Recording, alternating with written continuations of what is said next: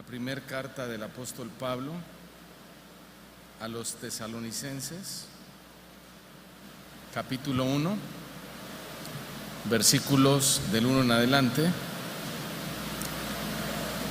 El día de hoy vamos a hablar de una iglesia transformadora. Dentro de 8 días vamos a continuar con el tema de los milagros, pero hoy quiero hablar de este tema de parte del Señor, una iglesia transformadora. Primera de Tesalonicenses, capítulo 1, versículos del 1 en adelante. Dice así la palabra del Señor: Pablo, Silvano y Timoteo, a la iglesia de los tesalonicenses, en Dios Padre y en el Señor Jesucristo, gracia y paz sean a vosotros de Dios nuestro Padre y del Señor Jesucristo. Damos siempre gracias a Dios por todos vosotros, haciendo memoria de vosotros en nuestras oraciones, acordándonos sin cesar delante de Dios y Padre nuestro de la obra de vuestra fe, del trabajo de vuestro amor y de vuestra constancia en la esperanza en nuestro Señor Jesucristo. Porque conocemos, hermanos amados de Dios, vuestra elección, pues nuestro evangelio no llegó a vosotros en palabras solamente, sino también en poder, en el Espíritu Santo y en plena certidumbre, como bien sabéis, cuáles fuimos entre vosotros por amor de vosotros. Y vosotros vinisteis a seis imitadores de nosotros y del Señor, recibiendo la palabra en medio de gran tribulación, con gozo en el Espíritu Santo, de tal manera que habéis sido ejemplo a todos los de Macedonia y de Acaya que han creído. Porque partiendo de vosotros ha sido divulgada la palabra del Señor, no solo en Macedonia y Acaya, sino que también en todo lugar vuestra fe en Dios se ha extendido, de modo que nosotros no tenemos necesidad de hablar nada, porque ellos mismos cuentan de nosotros la manera en que recibisteis y cómo os convertisteis de los ídolos a Dios para servir al Dios vivo y verdadero y esperar de los cielos a su Hijo, al cual resucitó de los muertos, a Jesús, quien nos libra de la ira venidera. Señor, te damos gracias en esta mañana porque nos has dado el honor y el privilegio de exaltar tu nombre, de adorarlo. Y hoy, Señor, vamos a oír tu palabra. Creemos, Señor, estamos seguros que nos has de hablar con claridad y has de confrontar áreas, Señor, que se requieran. Pedimos de tu gracia, de tu sabiduría, de tu poder, Señor, y que en cada corazón abierto y dispuesto tu palabra obre grandemente. Gracias te damos en el nombre de Jesús. Amén. Algunos datos interesantes dicen que se prevé que en 7 años aproximadamente el número de cristianos evangélicos va a alcanzar la cifra de unos 800 millones en todo el mundo. Es una cifra impresionante, ¿verdad? 800 millones de cristianos evangélicos en todo el mundo. Tan solo en México ya se dice que ya son más de 8 millones de cristianos evangélicos. Ahora es una cifra que suena bonita, interesante, importante decir 8 millones de cristianos en México, pues suena tremendo, ¿no? Porque si nos ponemos a pensar el impacto que debe tener o debería tener el mensaje del evangelio en labios de 8 millones de cristianos, bueno, sin duda sería arrasador. Todo México podría convertirse a Cristo en poco tiempo. Pero hay un problema que muchas veces los cristianos no alcanzan a notar, a pesar de sus esfuerzos por alcanzar un nivel espiritual mayor, de hacer algún evento masivo de oración, pedir prestados los estadios de fútbol. Y es que México en realidad no está siendo impactado como muchos cristianos creen. Y uno de esos problemas, o el mayor problema, o el principal problema, es porque de esos 8 millones de cristianos, Solo la minoría han sido realmente transformados por Dios. La mayoría o muchos siguen igual, a no ser que peor en algunos casos. Por eso México está tan pobre espiritualmente, por la miseria espiritual en la que se encuentran hoy en día muchísimos cristianos, porque muchas veces sus eventos simplemente no transforman, y la razón de ello es porque ellos mismos no han sido transformados por Dios.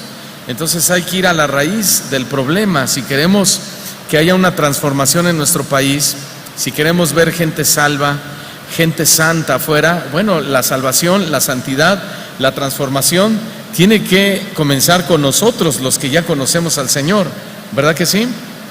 Tenemos que representar a ese Dios santo, y lo podríamos poner de una forma simple. Por ejemplo, una empresa que se dedique a vender productos para bajar de peso, pues jamás pondría a una persona obesa a representar sus productos, porque perdería credibilidad. Nadie diría, pero ¿cómo es posible, verdad, que me ofrezcas un producto cuando tu representante mira cómo está, ¿no? Bueno, es muy simple. Una empresa que vende cosméticos para mujeres, pues tampoco va a mostrarlos o a ofrecerlos poniendo a una mujer desarreglada, porque pierde credibilidad.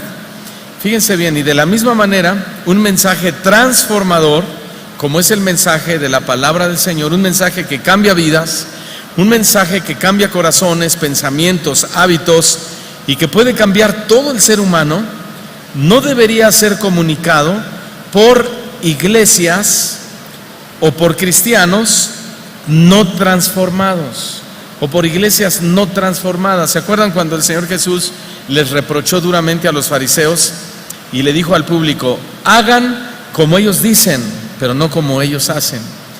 Porque ellos eran hipócritas. Hipócritas significa aparente, eran personas con doblez. Representaban a Dios solo en lo que decían, pero no con sus vidas. Y eso es exactamente lo que nosotros vamos a ir notando en esta oración o ruego que hace el apóstol Pablo hacia la iglesia en Tesalónica. Y es que, hermanos y amigos, la transformación de nuestra vida es la contundencia al mundo, o es lo que convence al mundo. Nosotros no podemos convencer a la gente de que venga a Cristo si no es a través del contundente testimonio en nosotros, que la gente pueda ver una diferencia entre el antes y el después, ¿no? Que así como el pastor Chuy cada que viene dice: yo conocí a Daniel antes de Cristo y después de Cristo, que igual la gente pueda decir de nosotros, ¿verdad? Yo los conocí a ellos antes de Cristo y ahora después de Cristo. Personas nuevas, hábitos nuevos, formas de vivir diferente a como antes vivían, se han constituido en un ejemplo para nosotros. ¿Se acuerdan cuando Jesús le preguntó a sus discípulos: ¿quién dice la gente que soy yo? ¿Se acuerdan? Bueno, en Mateo 16, del 14 al 16, nosotros vemos la respuesta de los discípulos, que unos les dijeron, bueno, unos dicen que eres Juan el Bautista, otros dicen que eres Elías, y otros dicen Jeremías, otros dicen que eres alguno de los profetas.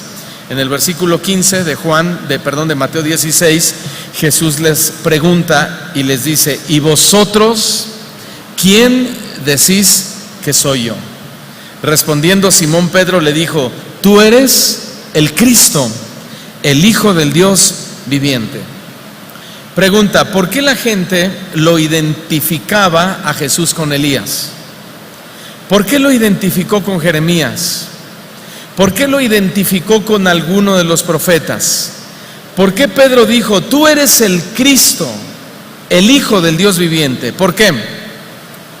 Lo acabo de decir: por la contundencia del ejemplo de vida que Jesucristo era para ellos, por cómo hablaba, por cómo enseñaba, por las obras que él hacía, por supuesto por el amor que demostraba, por la compasión por los perdidos, por su amor hacia los niños, por el carácter tan perfecto que él tenía. Por eso es que decían: seguramente este es Elías, este debe ser Jeremías, este debe ser alguno de los profetas. Y no era ninguno de ellos. Él en alguna ocasión dijo: más que un profeta soy. ¿Se acuerdan? Y Pedro le dijo: tú eres el Cristo, el Hijo del Dios viviente. ¿Y saben por qué? Porque Jesús no era como la mayoría de la gente contemporánea, sobre todo de los líderes religiosos. Jesús fue un hombre que transformó su entorno con su ejemplo de vida, no solamente con su predicación, no solamente con sus sermones, sino con su ejemplo de vida. Y ese es el desafío que nos dejó el Señor Jesús a través de su propia vida. Jesús no quiere que su iglesia sea como la mayoría, como todas. Ustedes saben que cada año se abren miles y miles de iglesias alrededor del mundo, pero pocas iglesias son iglesias verdaderas que representen en su forma de vivir la persona y las actitudes, como lo vamos a ver más adelante, de nuestro Señor Jesucristo. Pero el deseo del Señor es que seamos una iglesia no solo transformada, sino una iglesia transformadora. Por supuesto, para lograr eso tiene que empezar en nosotros la transformación. En la primera parte de la carta de Pablo a los tesalonicenses, el apóstol muestra su gratitud a Dios por las virtudes de esta iglesia en Tesalonicenses. Esto es muy importante y muy claro, porque la razón de la iglesia, la razón de nosotros, hermanos, entre muchas razones, como por ejemplo venir a la iglesia es a recibir el perdón de nuestros pecados, ¿por qué no a recibir un milagro de parte del Señor, etcétera? Pero también la razón de la iglesia es para exhibir las virtudes de aquel que nos llamó de las tinieblas a su luz admirable, ¿verdad que sí? Porque no solamente vamos a exhibir un milagro, está bien, vamos a dar testimonio de que el Señor nos sanó, el Señor nos liberó, el Señor hizo esto, aquello en nuestras vidas, pero habrá mucha gente que se va a perder aún habiendo recibido sus milagros. Por eso es que la iglesia tiene el llamado de exhibir las virtudes del Señor. ¿Virtudes como cuáles? Pues virtudes como el amor, virtudes como el perdón, virtudes como la compasión, virtudes como la misericordia, virtudes, hermanos, como el ser generosos, dadivosos con las personas que están en necesidad, etcétera, etcétera, etcétera. La iglesia debe ser virtuosa en todos esos sentidos, porque finalmente ese es el carácter de Dios en nosotros. El versículo 2 dijo Pablo que daba siempre gracias a Dios por ellos, haciendo memoria de ellos en nuestras oraciones. Él está hablando en plural. Eso significa que el apóstol Pablo está con su equipo de misioneros llevando a cabo una virtud muy elogiable, y ellos están intercediendo por esta iglesia en Tesalónica. Estamos hablando entonces de la virtud de la oración. Todos digan oración, o mejor digan, la oración es una virtud. ¿Cuántos oran? ¿Y qué le oras al Señor? ¿O qué le pides al Señor? ¿Verdad que la oración es una virtud? Miren, el Señor Jesús subió al monte a orar y se le quedaban dormidos sus apóstoles, ¿sí? Pero los apóstoles querían ser famosos como Jesús, pero había virtudes que no imitaban de Jesús. Ellos llegaban tristes y le decían al Señor: Señor, ¿por qué no se nos sujetaron los demonios a nosotros? ¿No? Y llegaban la mamá de uno y la mamá de estos dos apóstoles y le dijeron: Señor Jesús, yo quiero que uno se siente a tu derecha y el otro se siente a tu izquierda. Y el Señor Jesús le dice: no sabes lo que me pides. Además, eso no me corresponde a mí, sino a mi Padre, ¿no? Pero ¿pueden acaso beber de la copa que yo he bebido? Y dice: sí podemos. Y el Señor Jesús estaba hablando de los sufrimientos, y ellos no sabían ni lo que contestaban.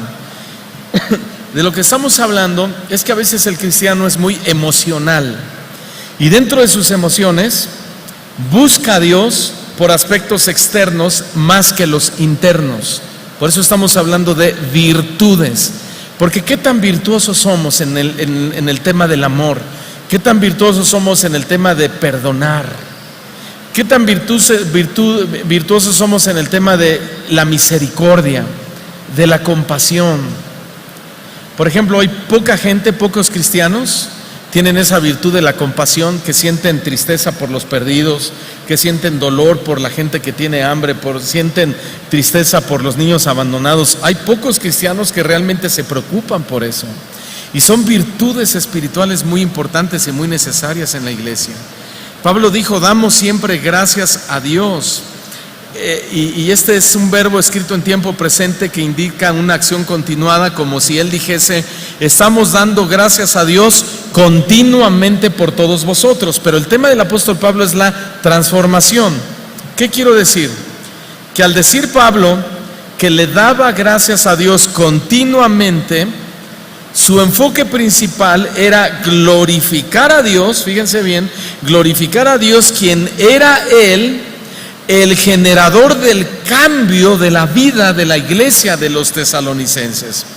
Pablo nunca le dijo a los tesalonicenses, oigan, felicidades, van muy bien, qué bueno que se esfuerzan, han logrado muchos cambios. No, el apóstol Pablo dijo, damos gracias a Dios siempre. Él está glorificando a Dios porque él evidentemente se da cuenta, sabe, y les está diciendo que es Dios en ellos el generador de la transformación, porque no hay justo ni aún uno en la tierra. No hay quien busque a Dios, hermanos.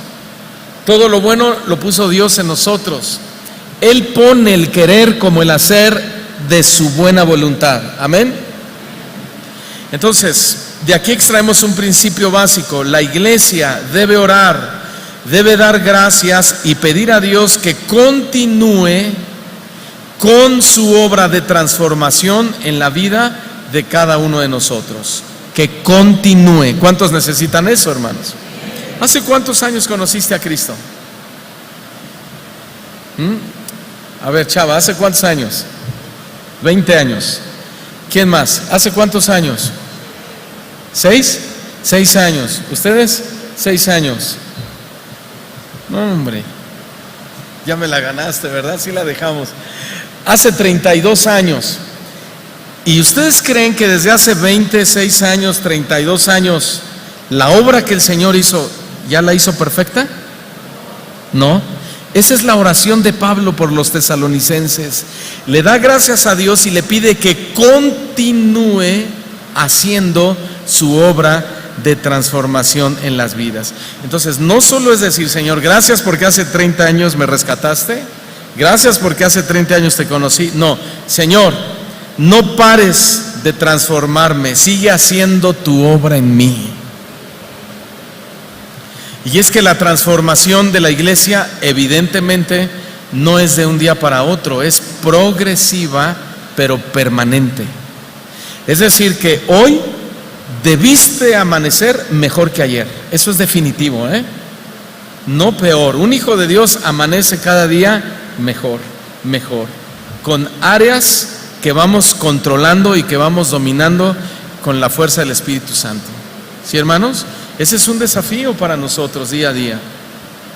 La oración de gratitud de Pablo la hizo no por algunos miembros de la iglesia en Tesalónica, la hizo por toda la iglesia de Tesalónica. Entonces era una iglesia tremenda, era una iglesia crecida espiritualmente, madura espiritualmente. Y dos temas principales plasma el apóstol Pablo en estos versículos. Número 1, su deseo de que toda la iglesia sea transformada. Y número 2, enseñar la importancia de que todos en la iglesia debemos ser agradecidos con Dios. Todos en la iglesia debemos ser agradecidos con Dios. Dar gracias a Dios es reconocer todas las bendiciones recibidas y aún las cosas que no hemos recibidas. Y ahí se va midiendo la madurez de la gente. De hecho, es parte del testimonio de una iglesia que transforma, que sus congregantes sabemos darle gracias a Dios pese a cualquier situación adversa, que podamos decir como el patriarca Job en el capítulo 1, versículo 21. Si quieren, acompáñenme, por favor, es un texto maravilloso que debería estar subrayado en todas nuestras Biblias con marcatextos, con 3D, 4D, todo lo que se pueda. Job capítulo 1, versículo 21. Que todos podamos decir como Job, entender lo que Job entendió. Desnudo salí del vientre de mi madre y desnudo volveré allá. Jehová dio y Jehová quitó. ¿Y cuál es la conclusión de Job? Dile eso a tu vecino: sea el nombre de Jehová bendito. Dile: te dé o te quite, hay que bendecir a Dios. Amén. Nos dé o nos quite, tenemos que bendecir a Dios. Qué hombre, ¿verdad, Job? ¿Les parece un hombre fuera de serie? Pues no, fíjese que no. Porque si decimos que fue un hombre fuera de serie, entonces quiere decir que nosotros no podemos aplicar las virtudes del mismo Dios que él tenía y que tenemos nosotros. No, Job no fue un hombre extraordinario, no fue un hombre fuera de serie, simplemente fue un hombre entendido de la voluntad de Dios y agradecido con Dios. Por eso Job fue transformador de su ciudad. Acuérdense que la Biblia lo describe: él era un hombre sabio, él era un juez de su nación, se sentaba a la puerta de la ciudad, los jóvenes, los grandes venían, le consultaban, le pedían consejo, se sometían a su autoridad, lo reconocían como un hombre de Dios, un hombre sabio, un hombre temeroso del Señor. Y todo eso, por supuesto, se lo dio Dios, pero en el corazón de Job había, o cómo decirlo, dentro de Job había un Job humilde, un Job que conocía a Dios, un Job que entendía a Dios. Aunque fíjese que después de la prueba, él entendió una parte de Dios que antes no entendía. Porque él dijo: de oídas te había oído, mas ahora mis ojos te ven. Entonces él conocía al Dios que da, al Dios que bendice, al Dios que da sabiduría, al Dios que da inteligencia, al Dios que le da poder, pero no conocía al Dios que le podía permitir a Satanás que tocara a uno de sus hijos y de la manera en que los tocó. Y es que lo hemos dicho muchas veces, Satanás es un servidor de Dios. ¿Y sabes que Dios le puede dar permiso a Satanás que toque tu vida, que toque tu empresa, que toque tu trabajo, que toque tu familia? Por supuesto, Dios es un Dios de propósitos. Y les puedo asegurar que lo que le pasó a Job no nos va a pasar a nosotros. Porque la lección que nos enseña principalmente no son todos los males y las desgracias que le pasó a Job, sino la fe consistente de Job pese a la situación. Y eso es lo que Dios nos quiere mostrar. Tesalónica era una iglesia de oración. La oración era continua y era la práctica habitual de todos ellos. Y así es una iglesia transformada, sobre todo porque como iglesia enfrentamos luchas espirituales contra las fuerzas de maldad y los recursos para la victoria están en la oración. Por eso hay que orar, hermanos. Un cristiano transformado nunca deja de orar. Un cristiano transformado siempre busca tener comunión con Dios. No importa los contratiempos, no importan las pruebas ni los constantes ataques del enemigo que reciba. La iglesia transformada, oigan esto, tiene promesa de fortaleza de parte de Dios, aun cuando siente que ya no puede. ¿Has sentido que ya no puedes? ¿Alguien? Levante su mano. Todos hemos sentido que ya no podemos, pero hay promesa de fortaleza.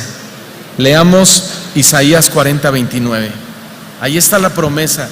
Y cada que te sientas débil, cada que te sientas sin fuerza, que digas, ya quisiera tirar la toalla, ya quisiera dejar todo esto, acude a Isaías 40:29 y vas a volver a tomar fuerzas y el Señor te va a levantar y vas a decir, el Señor me salvó, el Señor me llamó, soy un salvo, no me puedo echar para atrás.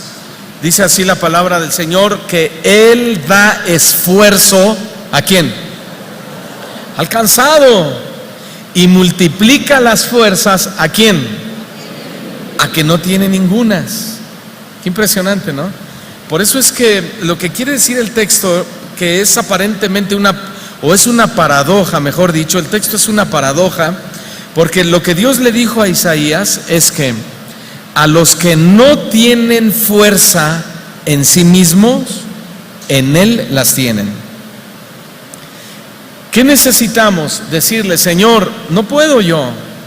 Mira, perdonar se me hace difícil. Amar se me hace difícil. Pasar por alto la ofensa se me hace difícil. Ser chismoso se me hace difícil.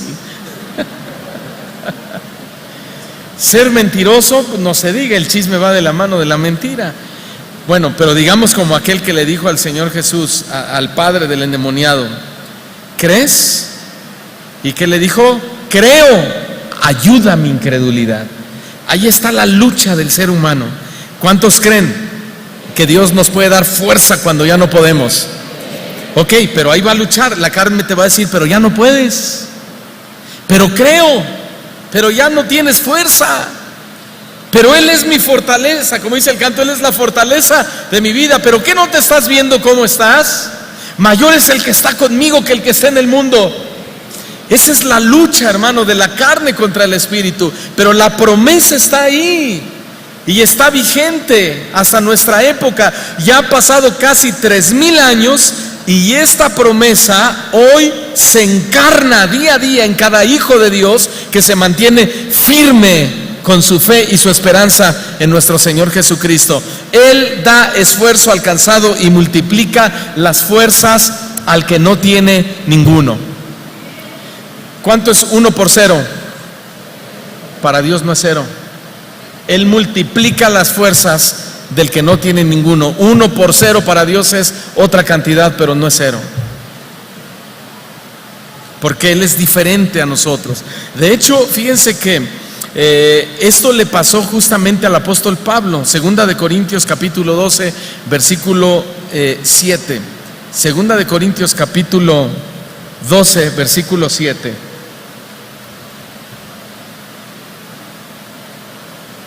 Pablo, como ustedes saben, tuvo una experiencia tremenda. Fue al tercer cielo. El Señor lo llevó, le permitió ver y oír cosas. El mismo apóstol dice que no le han sido dado al hombre hablar. Entonces el Señor le dijo: mira, todo lo que viste no lo vas a decir.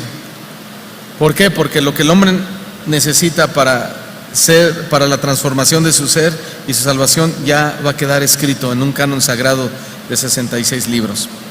Pero Pablo, como hombre, tuvo ciertas tendencias, y tal vez una de ellas fue la de la exaltación o la arrogancia, ¿verdad? Y él dice: para que la grandeza de esas revelaciones que él escuchó en el tercer cielo no me exaltasen desmedidamente, me fue dado un aguijón en mi carne. ¿Saben cuál era ese aguijón en su carne? Una enfermedad en los ojos que se llamaba malaria, una enfermedad degenerativa que le dio, que los libros históricos dicen que la adquirió en las montañas de Galacia cuando él fue a predicarle a los Gálatas. Y él adquirió una enfermedad que le hacía las cuencas de los ojos enormes, le degeneraba el rostro, y su apariencia, algunos teólogos la dicen como una apariencia horrible, de un aspecto feo, humanamente hablando. Por eso es que él dice que en debilidad se presentaba predicando a Cristo. Y también dijo de los Gálatas que lo amaban tanto que, de haber podido los Gálatas, se habrían sacado los ojos y se los habrían dado al apóstol Pablo. A eso se refiere. Entonces el apóstol Pablo recibe ese trato de parte de Dios por medio de Satanás para que no se exaltase. Y dice que le envía un mensajero de Satanás que me abofetee para que no me enaltezca sobremanera. Versículo 8, Pablo hizo lo que todos hacemos, respecto a lo cual 3 veces le he rogado al Señor que lo quite de mí. Y la respuesta fue: no, Pablo, no te lo voy a quitar. Bástate mi gracia. Y ahí viene: porque mi poder se perfecciona o se multiplica en tu debilidad. Dice el apóstol Pablo: por tanto, de buena gana me gloriaré más bien en mis debilidades, para que repose sobre mí el poder de Cristo. ¿Tú quieres que el poder de Cristo repose en ti? Tienes que gloriarte en medio de tus debilidades. porque en medio de tus debilidades hay promesa de fortaleza. Amén. Entonces no te gloríes solamente cuando las cosas van bien. Tú tienes que gloriarte en Cristo todo el tiempo, en la salud y en la enfermedad, en la pobreza y en la riqueza, cuando tienes muchos amigos, cuando no tienes ningún amigo, cuando todos se quieren juntar contigo y cuando todos te hacen a un lado. Tú tienes que gozarte. ¿Por qué? Porque el motor de tu fe es Cristo, no son las circunstancias. A ti lo que te hace sentir bien es Cristo en tu corazón, no tu dinero, no tu éxito, no absolutamente nada de eso. Ahora, la oración es tan importante que no solo es un recurso para pedirle a Dios lo que queremos, sino por dos aspectos principales, porque sin oración no hay transformación. Y número dos, la oración es un mandamiento. Dios la demanda a sus hijos. Jeremías 33, verso 3, Jeremías 33, 3. Aquí el Señor da el mandamiento y le dice: clama a mí. Y está hablando de la oración. Clama a mí y yo te responderé. Y te enseñaré cosas grandes y ocultas o maravillosas que tú no conoces. ¿Has querido conocer la voluntad de Dios para tu vida más claramente? En oración. Clama a Dios en oración. Señor, ¿cuál es tu voluntad para mi vida? Muéstrame más de tu voluntad para mi vida. Por cierto, aquella noche en la cárcel, cuando Pablo y Silas habían sido arrestados, no le dijeron al guardia: oye guardia, pásanos la baraja, que estamos aburridos, pásanos el dominó, porque ya no sabemos ni qué hacer. Ni mucho menos se pusieron a cantar. Mire, vamos a ver ahí lo que hicieron en Hechos de los Apóstoles, capítulo 16, versículo 25. Ellos se pusieron a cantar alabanzas al Señor por una sola razón: porque ellos eran un par de hombres, predicadores, misioneros, hijos de Dios, transformados por Dios. Transformados por Dios. Hechos de los Apóstoles 16, 25. Pero a medianoche, orando, Pablo y Silas estaban en la cárcel, cantaban himnos a Dios y los presos oían. Ahora, ¿estaban en problemas? Sí, estaban en la cárcel. Y no crean que estaban cantando canciones de los Tigres del Norte o de Paquita la del Barrio, todas melancólicas. No, ellos estaban cantando himnos a Dios. Se me ocurre, tal vez estaban cantando ese himno tan hermoso: a Dios sea la gloria. Y tal vez los presos: ¿la gloria de qué?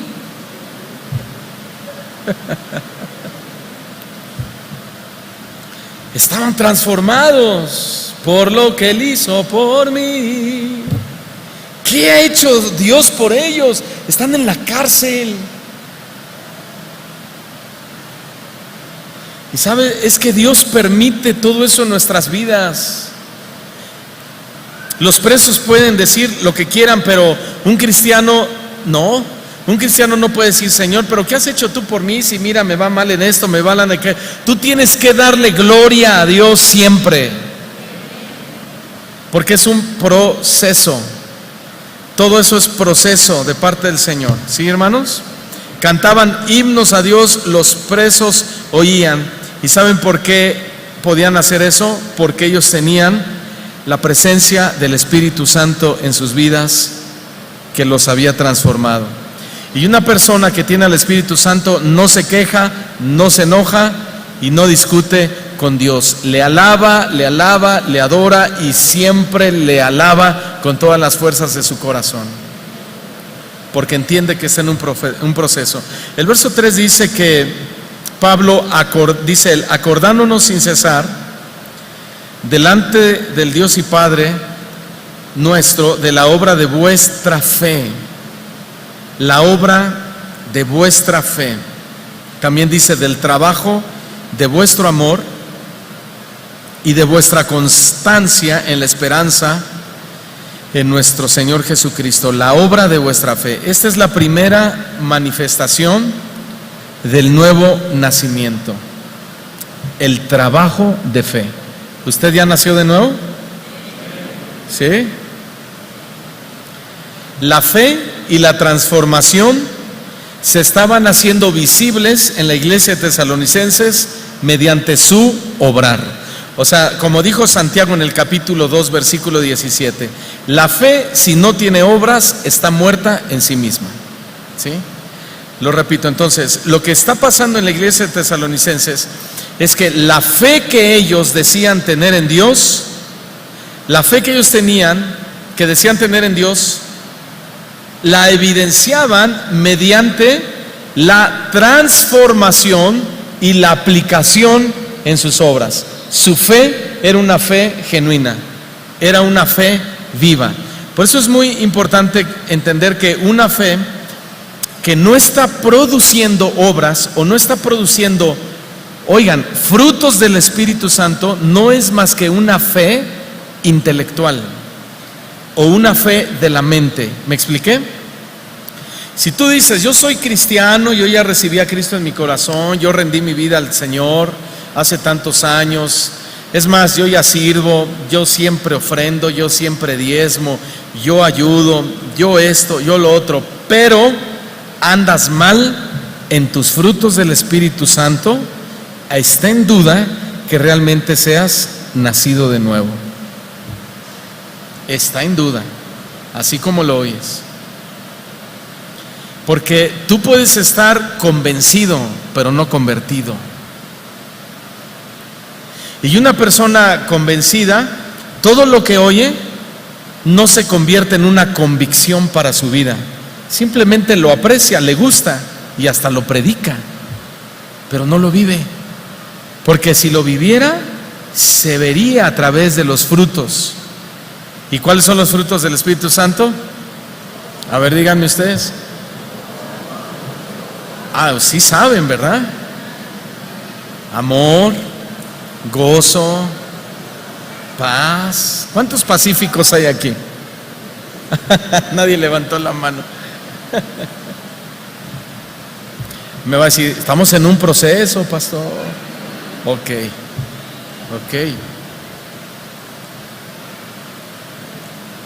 Pero ¿qué vemos en la iglesia de Tesalonicenses? Que lo que ellos hablaban de la fe, lo vivían, hermanos. Y por eso Pablo los elogia en sus oraciones. Entonces, la fe que no tiene obras, la fe que no da fruto, pues no es más que una fe muerta. Una iglesia transformada y que transforma no lo es porque habla de Cristo, ni porque defiende una sana doctrina, sino que una iglesia transformadora vive a Cristo. Vive a Cristo, como lo dijo Pablo a los Filipenses en el capítulo 1, versículo 21. Para mí el vivir es Cristo y el morir es ganancia. Entonces no solo es hablar de amor, es amar. No solo es decirle a tu esposa, ay, te amo, puchunguita. No, ama a la puchunguita. ¿Sí? ¿Estamos de acuerdo? No solo es hablar de perdón, porque dicen, perdono pero no olvido. No, es perdona verdaderamente. ¿No saben ustedes cómo decirlo? Qué bendición, qué privilegio, qué honor el que Dios nos da cuando se acerca una familia a uno y que nos digan, oiga hermano, su familia me ministra. Nomás con verlos me ministran. Su familia son una bendición para mi vida. Eso, hermano, es vivir a Cristo.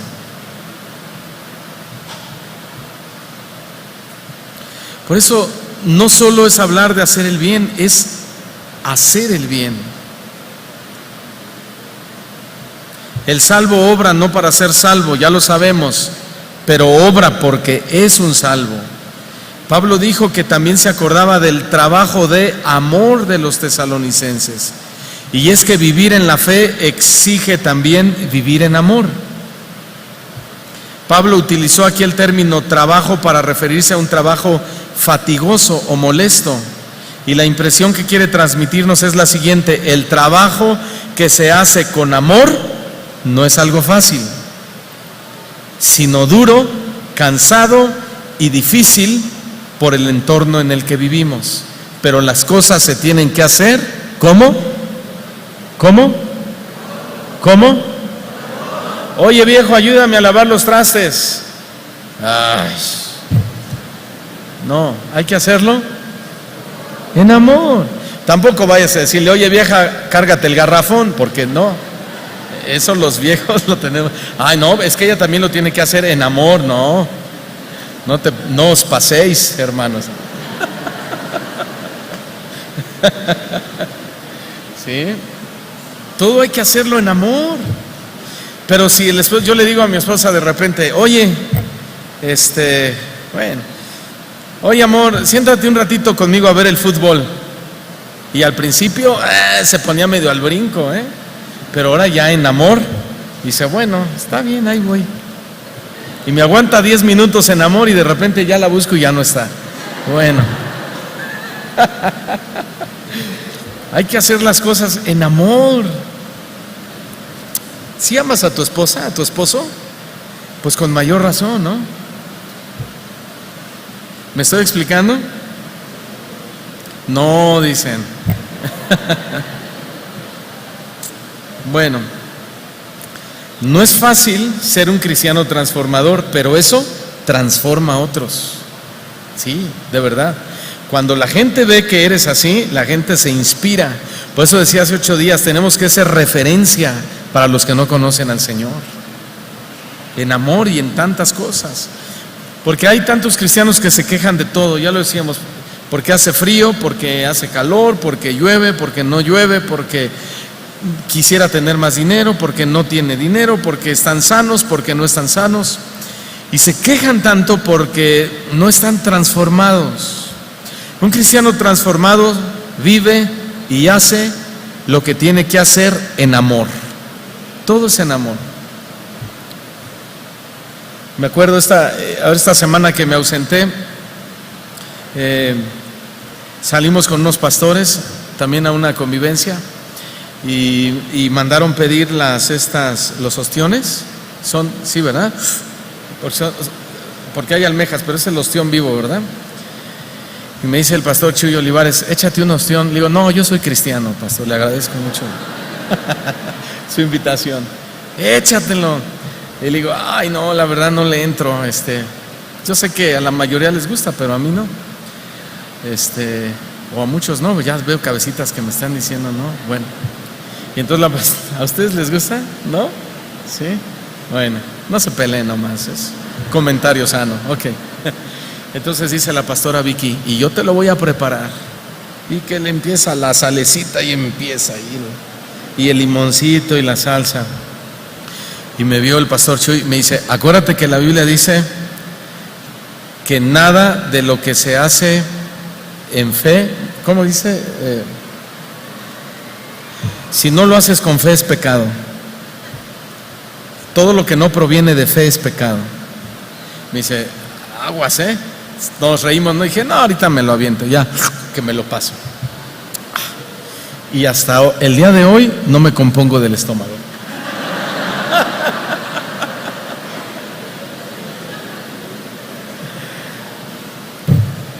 Digo, ay Dios mío, no lo hice con fe, creo que pequé. Pero Rockefeller sí me los como, fíjense. En el hornito con quesito, ¿verdad? Es otra. A ver si aquí tenemos una chef maravillosa que le quedan, creo que muy buenos. Y de la misma manera, nada debemos hacer que no sea en amor, porque es pecado. La Escritura dice, ¿no? El que sabe hacer lo bueno y no lo hace, le cuenta por pecado. Es muy importante esto, hermanos, porque estamos hablando de una iglesia que tiene una demanda de parte del Señor, no solo de ser transformada, sino de transformar. ¿Y saben qué? Que el punto es que el amor es el motor de todas nuestras acciones. El amor es el motor de nuestras acciones. El amor es la prueba máxima de una iglesia transformada por Dios. El mismo Pablo enseña que alguien puede tener dones espirituales, ser muy generoso, puede aún dar su cuerpo a quemar por los demás, pero si no tiene amor, no sirve nada de lo que hace. ¿Quieren leerlo? 1 Corintios 13, del 1 al 3.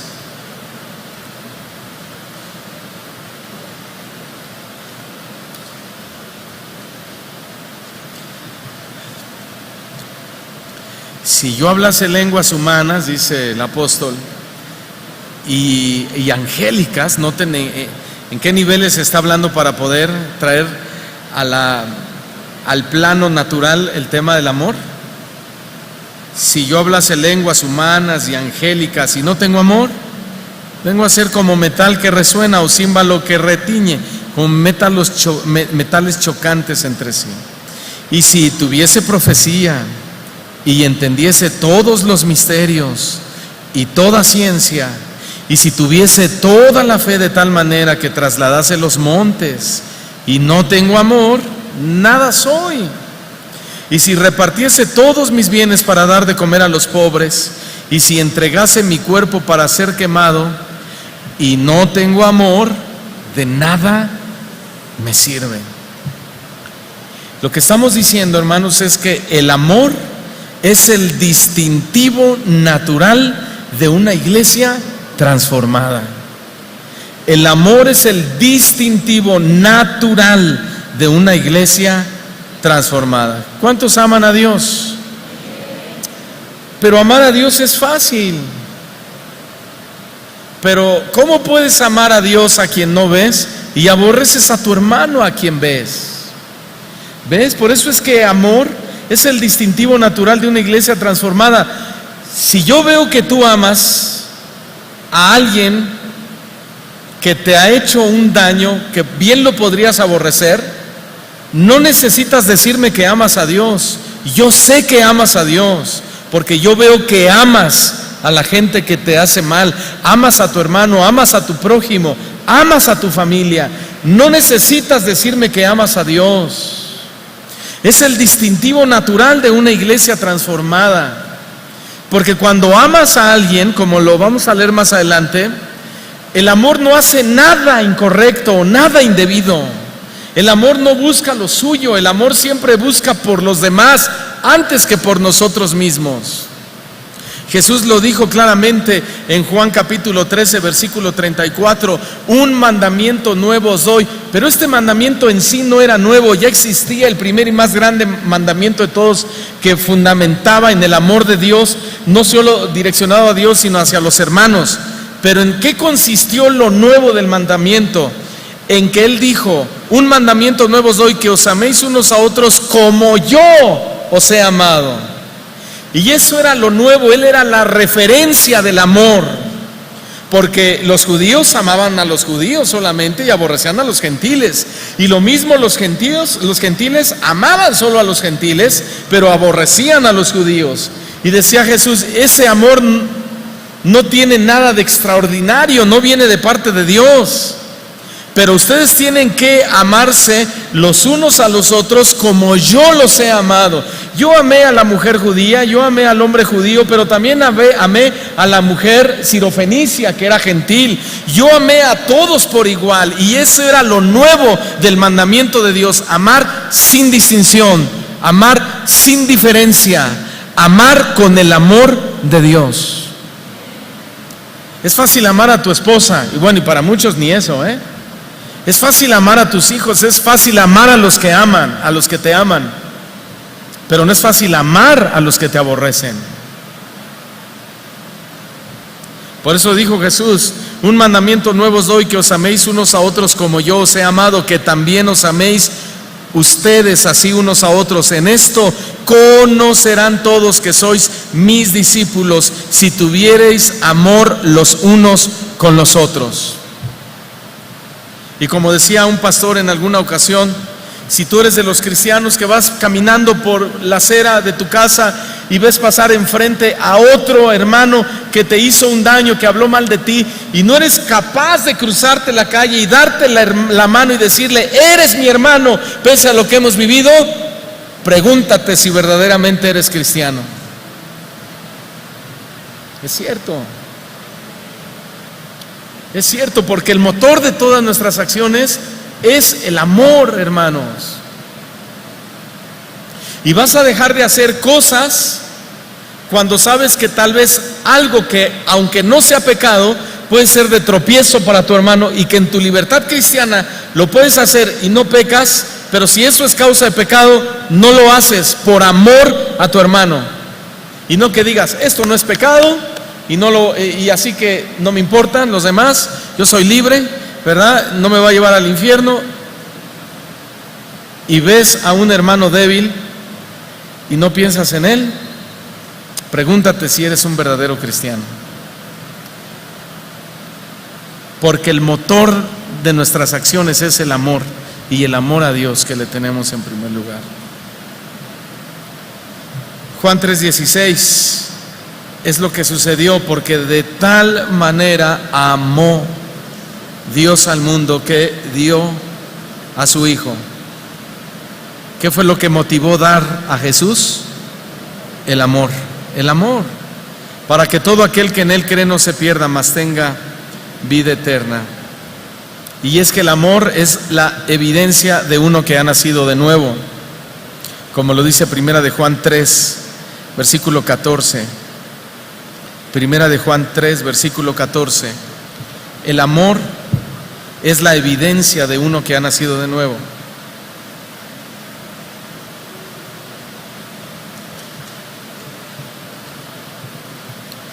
Nosotros sabemos que hemos pasado de muerte a vida, o que hemos nacido de nuevo.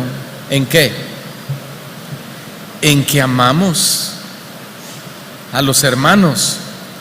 El que no ama a su hermano permanece en muerte, o no ha nacido de nuevo. Entonces, no perdonar es lo mismo que no amar.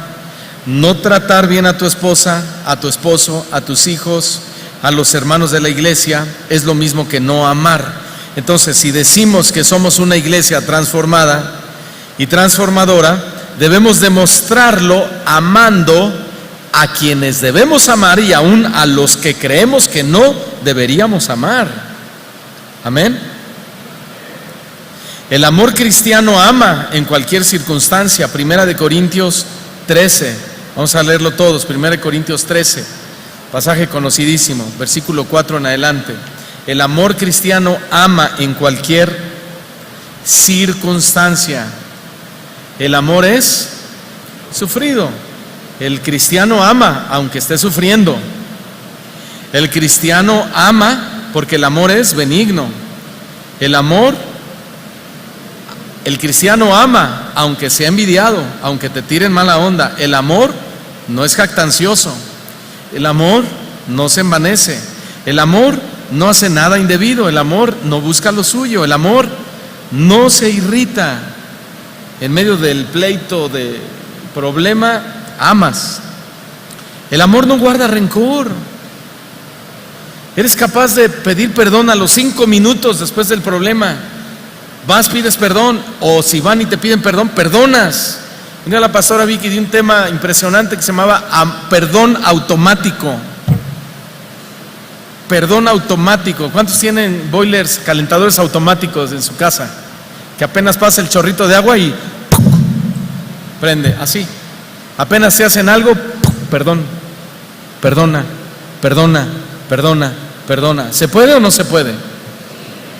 Jesús lo hizo y Él dijo, ejemplo os he dado. El amor no busca lo suyo, no se irrita, no guarda rencor, no se goza de la injusticia, mas se goza de la verdad. El amor todo lo sufre, el amor todo lo cree, el amor todo lo espera, y el amor todo lo soporta. Ese es el amor de un verdadero hijo de Dios transformado. Es un amor sufrido, un amor, capaz de soportar con paciencia las injusticias y los males que recibe. Es incapaz de albergar resentimiento. Es un amor que soporta la provocación. Es un amor que no exige derechos. Un amor que sabe aguantar una ofensa sin guardar resentimiento. En estos días que tuvimos con los pastores, mencionábamos un punto, una situación tremenda de unas personas que se agarraron hablando y hablando de unos pastores, unas cosas tremendas que hablaron de puras mentiras, puras calumnias. Y estos pastores estaban enardecidos, estaban muy dolidos, muy lastimados por todo eso. Y después, en un momentito aparte, me dice el pastor Chivo Olivares, me dice: hay que aguantar. Dice, tú sabes que son cosas del carácter. Hay que aguantar lo que sea, hay que aguantar. Híjole, dice uno, el amor es el motor de nuestras acciones. Entonces, a veces vienen los hermanos: pastor, me hizo fulanito y me dijo, y me acuerdo de eso, me voy a estar acordando de esto. Les voy a contestar igual, hay que aguantar. Hay que aguantar. Son actitudes de la gente. Son cosas de la carne, hay que aguantar. ¿Sí, hermanos? ¿Sí, hermanos? No quieren decir amén para no comprometerse, A ver, dile que está tu hermano: hay que aguantar. Son cosas del carácter, hay que aguantar. Entonces me dice el pastor: tú sabes, pues no crea que sé mucho, ¿verdad? Pero bueno, ya me llevo mi lección. Hay que aguantar, son cosas de la carne. Hay que aguantar, hermanos, ¿sí? De ese lado, ¿sí? Allá, hay que aguantar, ¿sí? A ver, los de allá, háganme así, hay que aguantar. A ver, de este lado, hay que aguantar, brothers. Hermanos, hay que aguantar, ¿sí?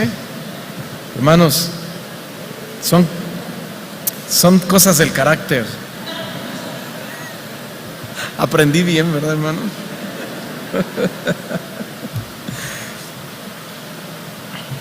Así me desahogan la oficina, hermanos, tantito. El verdadero amor contribuye a la paz.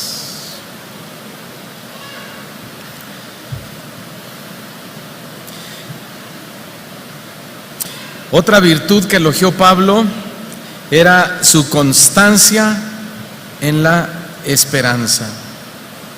¿Cuál era la esperanza de los tesalonicenses? Primera Tesalonicenses 4:17. ¿Cuál era su esperanza?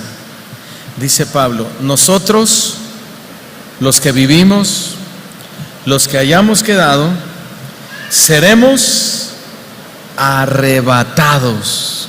¿Cuántos dicen amén a esto? Juntamente con ellos en las nubes, para recibir al Señor en el aire, y así estaremos siempre con Él.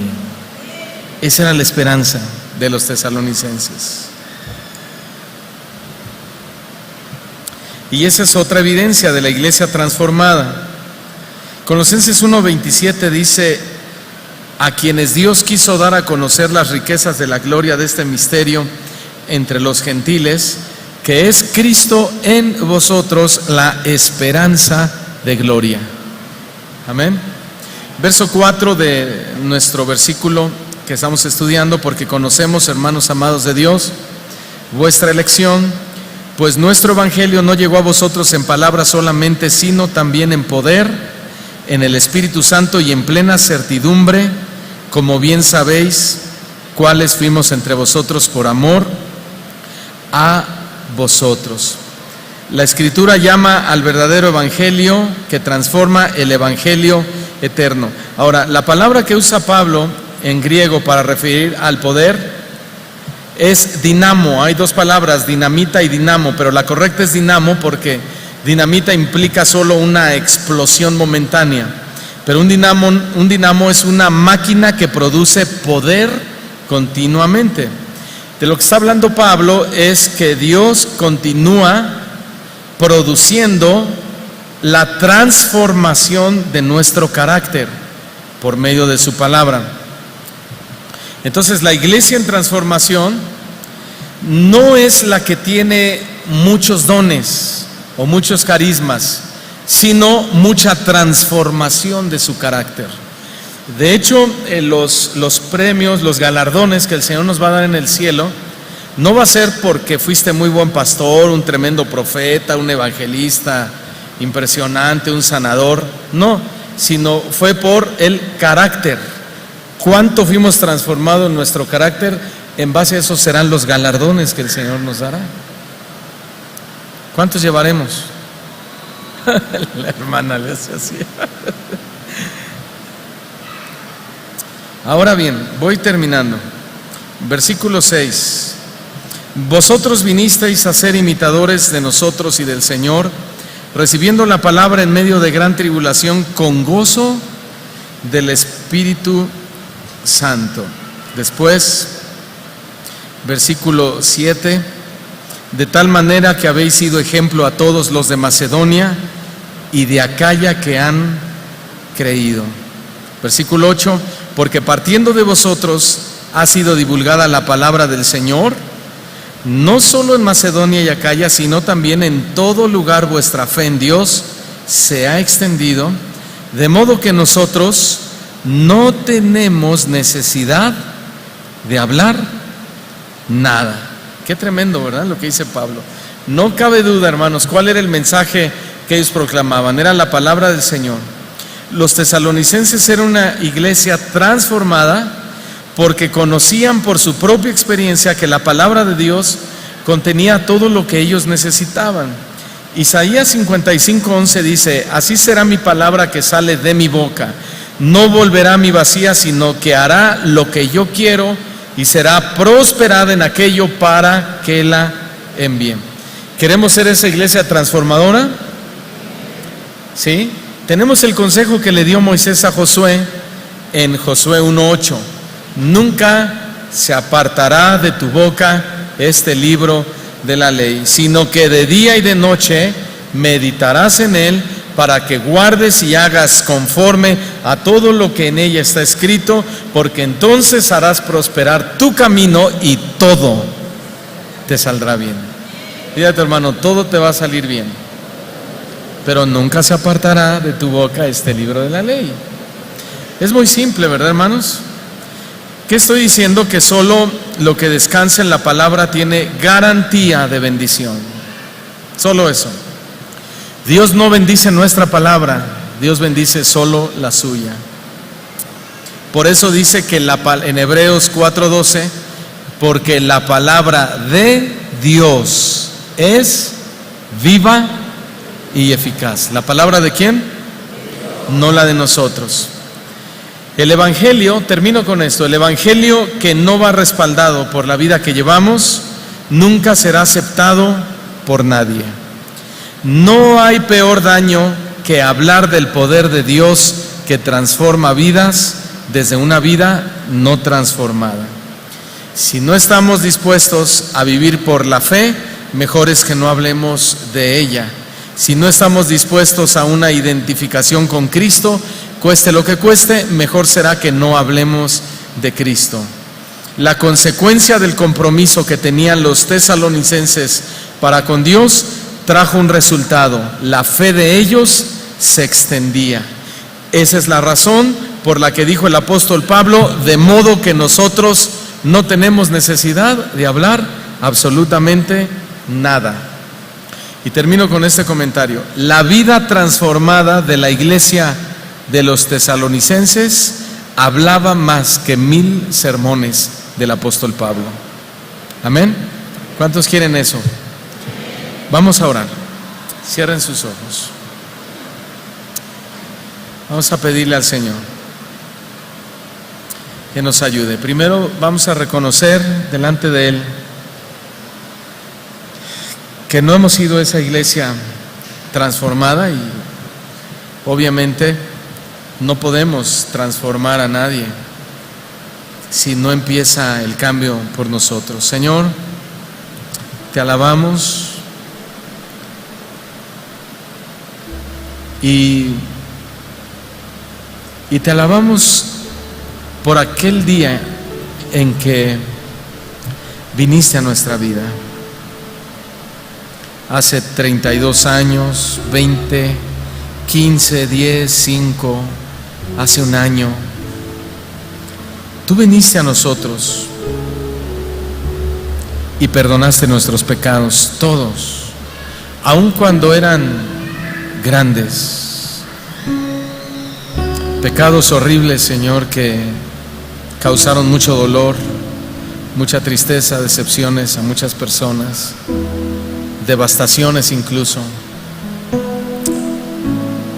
Pero según Juan 3:16, de tal manera nos amaste que diste a tu Hijo Jesús a morir por nosotros. Y ahí empezó nuestra transformación, en ese momento, en ese instante, Señor, hasta el día de hoy. Ha pasado mucho tiempo, Señor, y la transformación sigue y sigue, porque cada día, Señor, sale a relucir nuestra naturaleza vieja, nuestro hombre de pecado, nuestro hombre caído, y comenzamos a afectar, a dañar, a lastimar a personas, a nuestros seres queridos, Señor. Perdónanos, porque hemos sido incapaces de aferrarnos o sostenernos a la fe, porque la fe sin obras está muerta en sí misma. Y nosotros que decimos tener una fe en ti, Señor, y amar tu palabra, a veces estamos tan escasos de obras que no transformamos a nadie. Hay tanta gente a nuestro alrededor que necesita de ti, y nuestras obras, nuestra vida no los transforma. Qué pena, Señor, qué vergüenza. Te pedimos perdón, pero te pedimos tu ayuda. Tenemos corazón y voluntad para hacerlo y enderezar cada área de nuestro ser. Padre amado, ayúdanos a salir adelante de todo esto. No mires, Señor, nuestra incapacidad ni nuestro mucho pecado. Míranos con misericordia, como siempre lo haces, con amor, con compasión, y danos la mano para poder demostrarle al mundo que ya fuimos transformados por ti.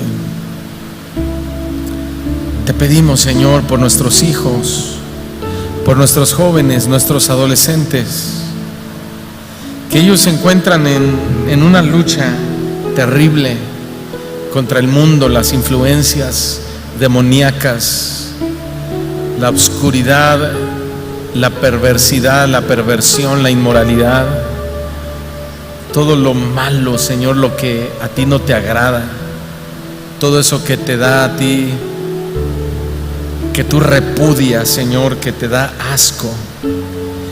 Enséñale a nuestros jóvenes y a nuestros adolescentes a que aborrezcan lo que tú aborreces y que amen lo que tú amas, Señor.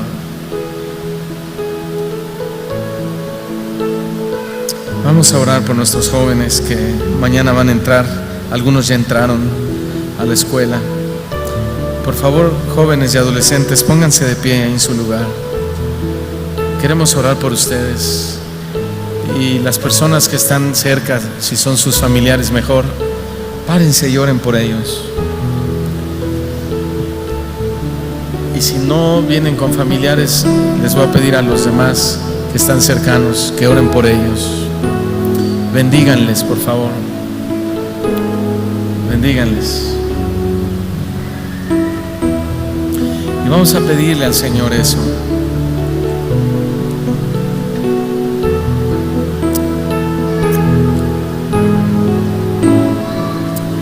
Señor, oramos, te pedimos por nuestros jóvenes, nuestros adolescentes, Señor, que están entrando a la escuela, Padre, se van a enfrentar a un ambiente hostil, incrédulo, pagano, inmoral, depravado, Señor, donde muchos de ellos o todos van a ser bombardeados, Señor, por el enemigo, Serán blanco de Satanás sin duda, porque Satanás anda como león rugiente buscando a quien devorar. Pero ellos, Señor, son tus hijos. Ellos son hijos de luz, Padre. Y pedimos que los guardes, que los protejas, Señor, que apartes de sus vidas a cualquier amistad mala, inconveniente, Señor, depravada, inmoral.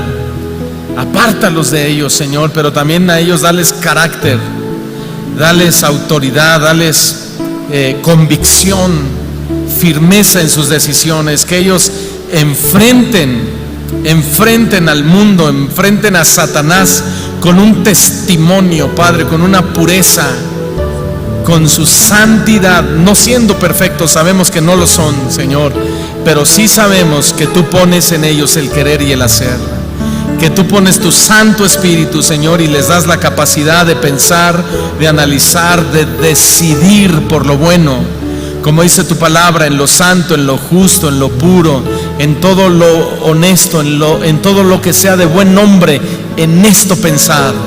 Y así en ellos, Señor, que tu Espíritu Santo esté ahí actuando, redarguyendo de todo pecado, redarguyéndoles, Señor, para no hacer lo malo. Líbralos de los compañeros homosexuales, de las compañeras lesbianas, de los profesores violadores, Señor, de aquellos que les gusta tocar a las señoritas, a los hombres, manipular, Señor, los sentimientos.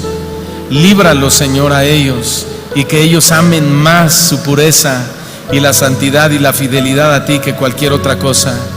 Dales ese corazón, Señor, como el de Jesús, corazón como el del profeta Daniel, que decidió en su corazón no contaminarse, corazón como el de Sadrach, Mesach y Abednego, Señor, que de todas maneras no se postraron, Señor, y ellos permanecieron fieles delante de ti. Corazón como el de José, Señor, que no se dejó atrapar por los encantos demoníacos de aquella mujer. Corazón, Señor, valiente como el de Elías, como el de Jeremías, el de Isaías, el de aquellos jóvenes, Señor, como aquel joven David, Señor, que tenía un corazón conforme al corazón de Dios. Guárdalos, Señor, protégelos. Y no solo te pedimos eso, también te pedimos que les des sabiduría, inteligencia, que sean buenos estudiantes, estudiantes obedientes, estudiantes honorables, individuos honorables, Señor, ante la sociedad, obedientes a sus profesores. Señor, que pongas un temor en ellos y que no tomen con ligereza el salirse de sus clases, el fumar un cigarrillo, el tomar una bebida, el irse a un antro, el decir malas palabras, Señor, sino que en ellos esté tu temor y tu reverencia, si es que ellos quieren que les vaya bien, Señor, en la vida. Nosotros queremos y tú también quieres, porque tus planes son de bien y no de mal para nosotros. Pónganse de pie todos. Señor, oramos por los padres, por cada papá y cada mamá, Señor, que les dé sabiduría y corazón entendido para dirigir a sus hijos, para enseñarles tu palabra y guiarlos en tus caminos. Nos despedimos, Señor, en paz de este lugar y te pedimos que nos ayudes, Señor, para ser esa iglesia transformadora. Gracias, Señor, muchas gracias te damos en el nombre de nuestro gran Rey y Señor Jesucristo. Y tu iglesia dice fuerte, amén y amén.